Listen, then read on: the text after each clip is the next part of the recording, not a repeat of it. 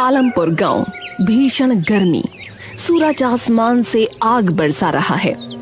खेत खलिहान सूखे पड़े हैं, जमीन फट चुकी है। तीव्र धूप के कारण जीवन अस्त व्यस्त हो गया था। बबलू का टूटा फूटा घर। बबलू और उसकी पत्नी राधा गर्मी से व्याकुल बैठे हैं। हाय रे गर्मी, लगता है शरीर जल जाएगा जी। गला प्यास से सूखा जा रहा है। हाय, घर में एक बूंद पानी नहीं बचा। हाय राम। जानता हूँ राधा, लेकिन मेरी किस्मत ही ऐसी है। इतनी भीषण धूप में कुएं तक जाने की ताकत भी नहीं है। न जाने कब ये मुसीबत टलेगी। ऐसे तो हम सब मर जाएंगे जी। कोई उपाय नहीं है क्या? क्या कोई हमारी मदद नहीं करेगा? उपाय तो बस भगवान के हाथ में है राधा। इंसान तो बस कठपुतली मात्र है। गांव का दूसरा कोना। धनी व्यापारी बलदेव सिंह अपने कीमती घोड़े पर सवार होकर जा रहा है। उसकी कमर में सोने के सिक्कों से भरी थैली लटकी है। वो लालची नजरों से चारों ओर देख रहा है। इस बार शहर जाकर मुनाफा दोगुना करना है। गांव के लोग तो वैसे भी बेवकूफ हैं। उन्हें ठग कर अच्छे दाम वसूल कर लूंगा। दोपहर की कड़ी धूप। व्यापारी थककर एक बड़े पेड़ के नीचे घोड़ा रोकता है। पेड़ की छांव में वो आराम करने बैठता है और सो जाता है।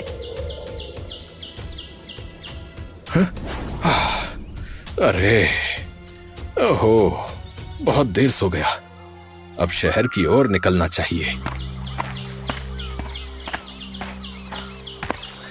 व्यापारी उठकर घोड़े पर सवार होकर चला जाता है, लेकिन उसकी कमर से थैली नीचे गिर जाती है। उसे पता नहीं चलता।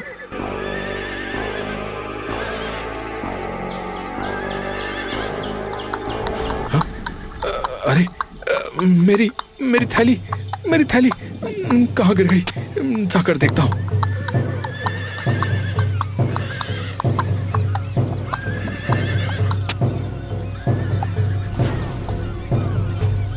वो बौखलाया हुआ इधर उधर देख रहा है। अरे कहाँ गई? अरे कहाँ गई मेरे सोने के सिक्कों की थैली? अरे सब बर्बाद हो गया। इतने सालों की कमाई एक झटके में चली गई। व्यापारी गांव में वापस आता है और घोषणा करने वाले को पैसे देकर सबको बताने का इंतजाम करता है। सुनो सुनो सुनो, आलमपुर के लोगों, जरा गौर से मेरी बात सुनो। व्यापारी बलदेव सिंह की सोने के सिक्कों से भरी थैली कहीं गुम हो गई है। जो भी गांव का आदमी सोने के सिक्कों की थैली को तलाश करके व्यापारी जी को लाकर देगा, उसे 10 सोने के सिक्के इनाम में दिए जाएंगे। इस गर्मी में अपनी किस्मत आजमाओ और जल्दी से उस थैली की खोज शुरू करो। सुनो सुनो सुनो। अरे भैया, ये व्यापारी हमें क्या मूर्ख समझता है? जो इस गर्मी में हम इसके सोने के सिक्के की थैली ढूंढते फिरे हैं। और अगर मान भी लो कि किसी गांव वाले ने इसकी थैली ढूंढ के इसको दे भी दी, तो ये उसे एक सोने का सिक्का भी नहीं देने वाला भैया। ये सब उस लालची की चाल है। तुम सही कहते हो भाई। अगर मुझे इसकी थैली मिल गई तो मैं कानों कान किसी को खबर नहीं होने दूंगा। हाँ, और अपना बोरिया बिस्तर बांधकर किसी दूसरे गांव चला जाऊंगा भैया। पूरे 2 दिन गुजर गए, लेकिन व्यापारी की सोने के सिक्कों की थैली का कुछ पता न चला। वो घोषणा करने वाले से कहने लगा, अरे मेरी वो थैली मेरी जिंदगी भर की कमाई है। मेरे खून पसीने की कमाई। सालों तक मैंने रात दिन मेहनत की, तब जाकर वो सोने के सिक्के इकट्ठे किए थे। मुझे नहीं लगता कि इस तपती गर्मी में कोई मेरी थैली को ढूंढने की कोशिश करेगा। अगर किसी को थैली मिल गई और उसने ईमानदारी से लौटा दी तो मैं उसे एक सोने का सिक्का दे ही दूंगा, उसकी मेहनत का। लेकिन अगर किसी ने चालाकी करने की कोशिश की तो मैं उसे बख्शूंगा नहीं। जी व्यापारी जी, आप बिल्कुल चिंता मत कीजिए, आपकी थैली आपको जरूर मिलेगी। मैं पूरे गांव में जासूस फैला दूंगा। जैसे ही वो थैली किसी को मिलेगी वो तुरंत ही हमें बता देंगे। उधर बबलू की पत्नी राधा अपनी पड़ोसन शगुन के साथ अपने घर के बाहर बैठी थी। शगुन, इस बार की गर्मी तो जान लेकर छोड़ेगी। ऐसी गर्मी मैंने अपने जीवन में कभी नहीं देखी। मेरे घर में पानी की एक बूंद नहीं बची और बच्चे प्यास से तड़प रहे हैं। मेरा मन करता है कि मैं इस गांव को छोड़कर कहीं और चली जाऊं। राधा, मेरे दिल का दर्द भी तुझसे कम नहीं है। इस गर्मी की वजह से ना दिन गुजरता है ना रात कटती है। बबलू भी दिन रात इस गर्मी में खेतों में लगा रहता है, लेकिन कुछ हासिल नहीं होता।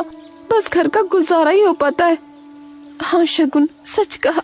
मेरे पति भी दिन भर मजदूरी करते हैं, मगर जो कमाते हैं वो पेट भरने को भी काफी नहीं। मैं तो सोचती हूँ कि हमारी जिंदगी हमेशा ऐसी रहेगी। न जाने कब वो दिन देखने को नसीब होगा जब हमारे घर में हर सुख सुविधा होगी। चल अच्छा राधा बहन, मैं चलती हूँ, वो खेत से आने ही वाले होंगे। शगुन राधा के घर से चली जाती है। उतने में ही बबलू आ जाता है।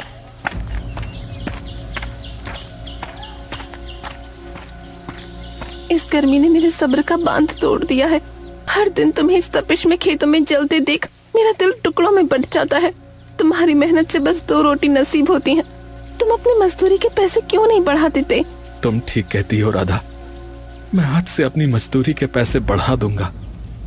एक दिन के काम के लिए इतने पैसे तो मिलने ही चाहिए जिससे हम एक दिन का गुजारा अच्छे से कर सकें।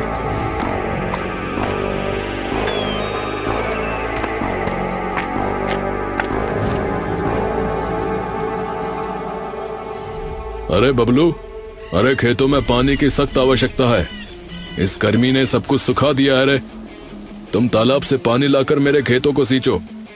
मैं कुछ दिन के लिए बाहर जा रहा हूँ, मेरे लौटने तक काम पूरा कर देना, ठीक है? जमींदार जी, मैं आपका काम करूंगा, मगर इतनी गर्मी में तालाब से पानी लाना आसान नहीं है। धूप में मेरा शरीर जल जाता है और तालाब तक पहुंचते पहुंचते सारा दम निकलने को हो जाता है। इसलिए जमींदार साहब, अब मैंने अपनी मजदूरी बढ़ा दी है। एक दिन के काम के लिए 2 अशर्फियां देनी होंगी। मेरी मेहनत का यही हक है ताकि मेरा परिवार भूखा ना सोए। 2 अशर्फियां? अरे ये क्या मजाक है बबलू? कहीं तू पागल तो नहीं हो गया है रे? या तेरा दिमाग घास चरने चला गया है जो एक दिन में डबल मजदूरी कर दी? एक अशर्फी में गांव के बहुत से लोग काम करने को तैयार हैं। मैं तो तुम्हें मेहनती ईमानदार समझता था, मगर तुम तो लालची निकले। तुम्हें 2 अशर्फियां कोई भी नहीं देने वाला, वो भी एक दिन की मजदूरी के। तुम तो भूखे ही मरोगे। जमींदार ताने मारकर चला गया। बबलू उदास होकर राधा से बोला, राधा, राधा, देखा तुमने?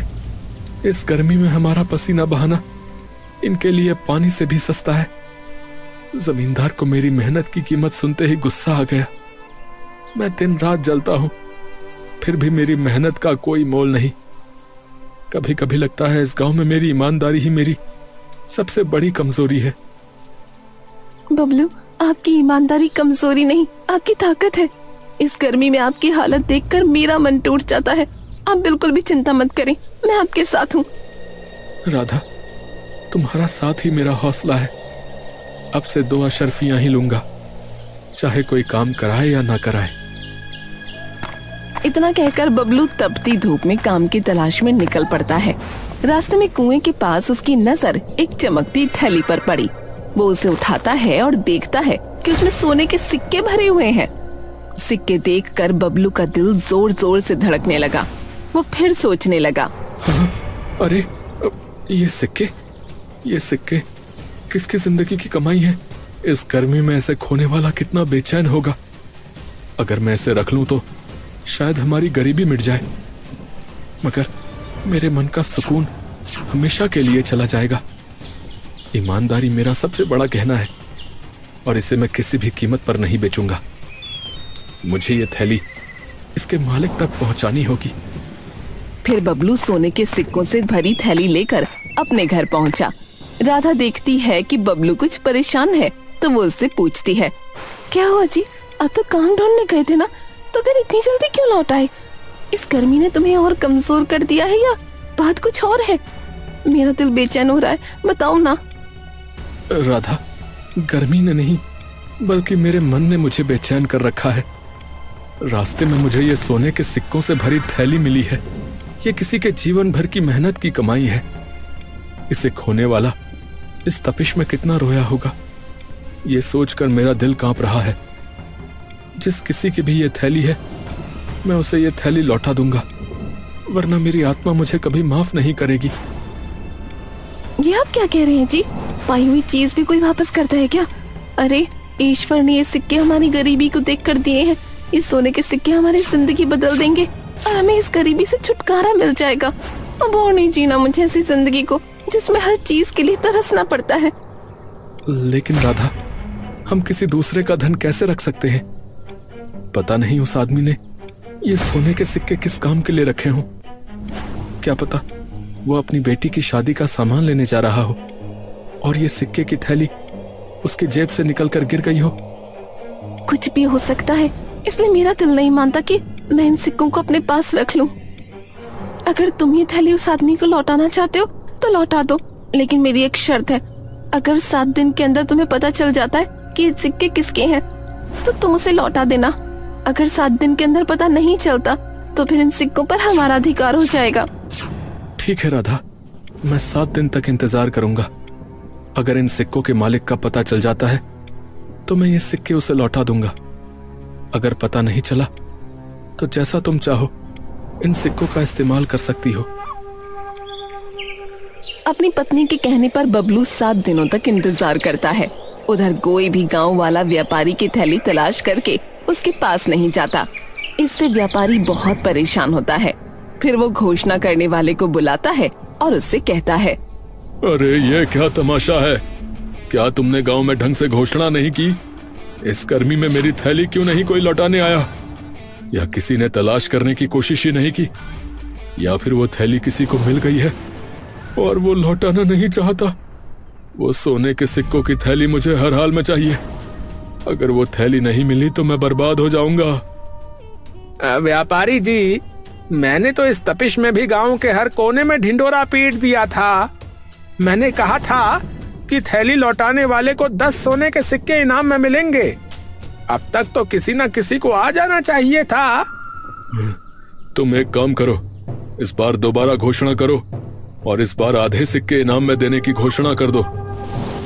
लेकिन व्यापारी जी, अगर आप आधे सिक्के इनाम में दे दोगे तो आपके पास क्या बचेगा? आपका तो उसमें कोई फायदा नहीं होगा। अरे फायदा होगा। एक बार कोई सिक्के लेकर आए तो सही, मैं उस पर चोरी का इल्जाम लगाकर उसे एक सिक्का भी नहीं दूंगा।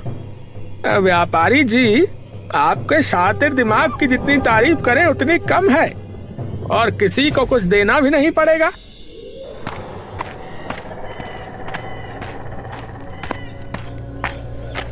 व्यापारी के कहने पर वो आदमी घोषणा करने निकल पड़ता है। सुनो सुनो सुनो, आलमपुर के लोगों, मेरी बात कान खोल कर सुनो। व्यापारी जी के सोने के सिक्कों की थैली कहीं खो गई है। जो भी थैली को तलाश करके व्यापारी जी को लौटाएगा उसे 10 नहीं बल्कि आधे सोने के सिक्के मिलेंगे। जी हाँ, आपने सही सुना, आधे सोने के सिक्के। तो ये मौका बार बार नहीं आने वाला है। इस गर्मी में जल्दी अपनी किस्मत आजमाइए और थैली को ढूंढकर व्यापारी जी को लौटा दीजिए। उसके बाद तुम माला माल हो जाओगे। सुनो सुनो सुनो।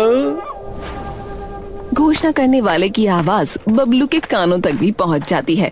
वो जल्दी से अपने घर जाता है और अपनी पत्नी से कहता है, राधा, ये सोने के सिक्कों की थैली हमारे गांव के व्यापारी की है। उसने घोषणा करवाई है कि जो भी गांव वाला उसको थैली वापस करेगा, व्यापारी उसे आधे सोने के सिक्के देगा। झूठ, बिल्कुल झूठ। वो व्यापारी कभी ऐसा नहीं करेगा। वो लालची है। अपने आधे सोने के सिक्के भी किसी को दे दे, ये वो कभी नहीं करेगा। ये सब उसकी चाल है। उसने गांव के बहुत से लोगों को धोखा दिया है। तो मैं क्या करूं राधा? ये थैली व्यापारी को नहीं लौटाऊं? अगर व्यापारी को भनक भी पड़ गई तो वो हमसे थैली भी छीन कर ले जाएगा और हमारे साथ बदतमीजी भी अलग से करेगा। इसलिए भलाई इसी में है कि मैं उसकी थैली लौटा देता हूं। अब चाहे वो मुझे मेरा इनाम दे या ना दे। ठीक है, जैसा तुम्हें अच्छा लगे वैसा करो। बबलू थैली लेकर व्यापारी के पास पहुंच जाता है। जब व्यापारी बबलू के हाथ में अपने सोने के सिक्कों की थैली देखता है तो उसकी खुशी का कोई ठिकाना नहीं रहता। व्यापारी जी, मेरा नाम बबलू है। ये आपकी सोने के सिक्कों की थैली मुझे कुएं के पास मिली थी। मैं इसे आपको लौटाने आया हूँ। ये लीजिए आपकी अमानत। मैंने तो मान लिया था कि अब मुझे मेरी थैली नहीं मिलेगी और मैं बर्बाद हो जाऊंगा, लेकिन तुमने मेरी थैली लौटाकर मेरा व्यापार बचा लिया। कल मेरे व्यापार का सामान आने वाला है। व्यापारी ये कह ही रहा था कि वो सोचने लगा, अभी ये बबलू मुझसे अपना इनाम मांगेगा, लेकिन मैं इसे ऐसा सबक सिखाऊंगा कि ये अपना इनाम मांगना भूल जाएगा। ये सोचकर व्यापारी सोने के सिक्के गिनने लगता है। फिर बबलू से कहता है, अरे इस थैली में 100 सोने के सिक्के थे, लेकिन इसमें तो अब 50 ही सिक्के मौजूद हैं। मुझे लगता है कि तुमने अपना इनाम पहले ही निकाल लिया। चलो अच्छा किया, वैसे भी मुझे तुम्हारा इनाम तो देना ही था, है ना? व्यापारी की ये बात सुनकर बबलू घबरा जाता है और व्यापारी से बोलता है, अरे ये आप क्या कह रहे हैं व्यापारी जी? इस थैली में 100 नहीं बल्कि 50 सोने के सिक्के थे। जब मुझे थैली मिली थी तो मैंने खुद अपने हाथों से सिक्के गिने थे। अरे तो तुम्हारे कहने का क्या मतलब है रे? कि हम झूठ बोल रहे हैं और हम तुम्हारा इनाम नहीं लौटाना चाहते हैं? नहीं व्यापारी जी, ऐसी बात नहीं है। अरे तो फिर कैसी बात है, हैं? या फिर मेरे साथ चालबाजी कर रहा है और मुझसे डबल इनाम लेना चाहता है? व्यापारी जी, ये आप क्या कह रहे हैं? मैंने इस थैली से एक सिक्का भी नहीं निकाला है। अगर मैं चोर होता तो ये थैली आपको लौटाने ही क्यों आता? इस गर्मी में मैंने अपनी जान जोखिम में डालकर ये थैली आपको लौटाई है।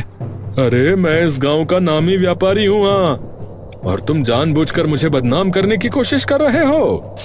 अब मैं तुम्हारी शिकायत राजा से करूंगा।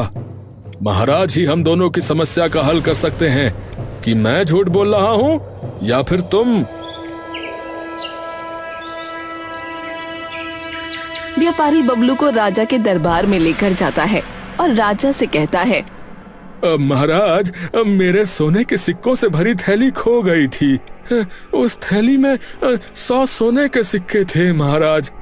मैंने घोषणा कराई थी कि जो भी तलाश करके थैली लौटाएगा उसे आधे सोने के सिक्के इनाम में दे दिए जाएंगे महाराज। बबलू ने वो थैली मुझे लौटा दी, लेकिन जब इसने मुझे वो थैली लौटाई तो उसमें 50 ही सोने के सिक्के थे मालिक। और बबलू का कहना है कि जब इसे थैली मिली थी तो इसमें 50 ही सोने के सिक्के थे। मुझे तो लगता है कि इसने मेरी थैली से 50 सिक्के चुरा लिए हैं। अब ये मुझे बदनाम करने की कोशिश कर रहा है महाराज। महाराज, अब आप ही हमारा निर्णय कर सकते हैं। महाराज, मुझे ये थैली कुएं के पास मिली थी। मैंने इसे ज्यों का त्यों व्यापारी को लौटा दिया। मैंने कभी किसी के साथ धोखा नहीं किया महाराज। महाराज, आज मेरा सम्मान दांव पर है। मैं आपसे मात्र इतना चाहता हूं कि सत्य सामने आए। मैं गरीब हूं महाराज, परंतु बेईमान नहीं। राजा, जो अपनी समझदारी और न्यायप्रियता के लिए मशहूर था, व्यापारी की चाल को भांप लेता है, मगर बिना सबूत वो फैसला नहीं सुना सकता था। वो कहता है, इस मामले में अभी पक्के साक्ष्य नहीं हैं, तो मैं इसकी पूरी जांच करवाऊंगा। आप दोनों 2 दिन बाद दरबार में दोबारा प्रस्तुत हो जाओ। अब तुम दोनों यहां से जा सकते हो।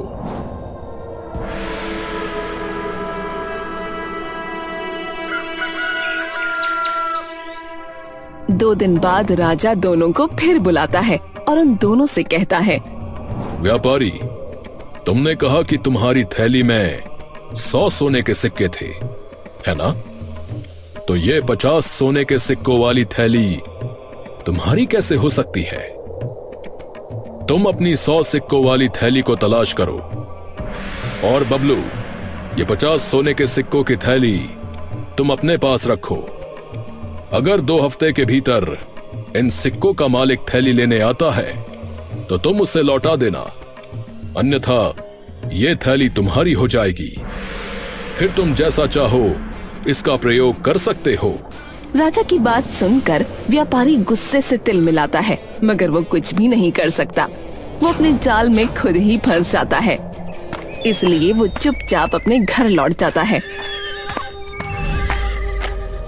व्यापारी के जाने के बाद राजा बबलू से बोला, बबलू, मैंने पहली ही दृष्टि में व्यापारी का लोभ देख लिया था कि वो तुम पर मिथ्या आरोप लगा रहा है। इसीलिए उस व्यापारी को उसकी करनी का दंड तो मिलना ही चाहिए था। अब तुम अपने घर जा सकते हो और अब ये सिक्के तुम्हारे हैं, इन पर किसी का अधिकार नहीं है। महाराज, महाराज आप बहुत महान हैं महाराज। हम बहुत नसीब वाले हैं जो हमें आपके जैसा न्याय प्रिय राजा मिला। महाराज की जय हो, महाराज की जय हो।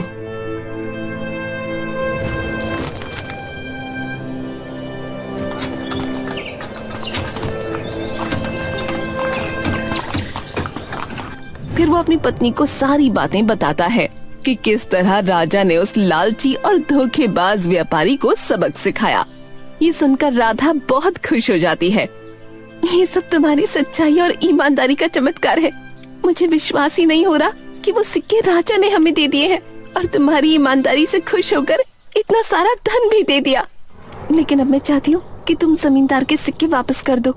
उसे अपने लालच की सजा मिल चुकी है। वो समझ गया है कि झूठ बोलने का क्या नतीजा होता है। ये उसकी मेहनत की कमाई है, इसीलिए उसके पास जानी चाहिए। किसी का हक मारना हमें शोभा नहीं देता। राधा, तुमने मेरे मन की बात कह दी। चाहे व्यापारी ने मेरे साथ अन्याय किया हो, मगर हम उसकी तरह नहीं बन सकते। यदि हम उसकी थैली रख लेंगे तो हमारी ईमानदारी का क्या मोल रह जाएगा। मैं इसे लौटाने जा रहा हूं। बबलू थैली लेकर व्यापारी के पास पहुंचता है। बबलू को देखकर व्यापारी गुस्से से आग बबूला हो जाता है और बबलू से बोलता है, अरे अरे, अब क्या लेने आया है बबलू? हैं? अब क्या लेने आया है? सोने के सिक्के तो मिल ही गए तुझे, हैं? अब क्या? तो अब क्या मेरी जान लेने आया है? मैं आपकी जान नहीं, बल्कि आपके सिक्के वापस करने आया हूं। मैं नहीं चाहता कि मेरी वजह से आपके साथ अन्याय हो। ये लीजिए अपने सोने के सिक्कों की थैली। हाँ, तुम सच में इसे वापस करने आए हो? हाँ? बबलू, बबलू, आज तुमने सच में मेरी आंखें खोल दी हैं। हाँ, मैं लालच में अंधा होकर तुम पर झूठा इल्जाम लगा रहा था। उस थैली में 100 नहीं बल्कि 50 ही सिक्के थे। मैंने तुम्हारे जैसे भले और सच्चे इंसान को बदनाम करने की कोशिश की। मैं तुम्हारा गुनहगार हूँ बबलू, मुझे माफ कर दो। आज मैंने सीखा कि असली अमीरी ईमानदारी में है और मैं तुम्हें बदनाम करना चाह रहा था। व्यापारी जी, आपको अपनी भूल का एहसास हो गया है। मेरे लिए यही सबसे बड़ा इनाम है। इंसान भूल करता है, मगर उन्हें सुधारने वाला ही सच्चा इंसान है। बस अब आप किसी और के साथ ऐसा ना करना, ये विनती है मेरी। बबलू, बबलू, तुमने सिर्फ मुझे थैली नहीं, एक नया जीवन दिया है। मैं वादा करता हूँ, अब मैं लालच और चालाकी छोड़ दूंगा और हमेशा ईमानदारी से अपना व्यापार चलाऊंगा। व्यापारी को अपनी गलती का एहसास हो जाता है और फिर वो ईमानदारी से अपना व्यापार करने लगता है और बबलू भी अपनी पत्नी राधा के साथ सुख चैन से जीवन बिताने लगता है।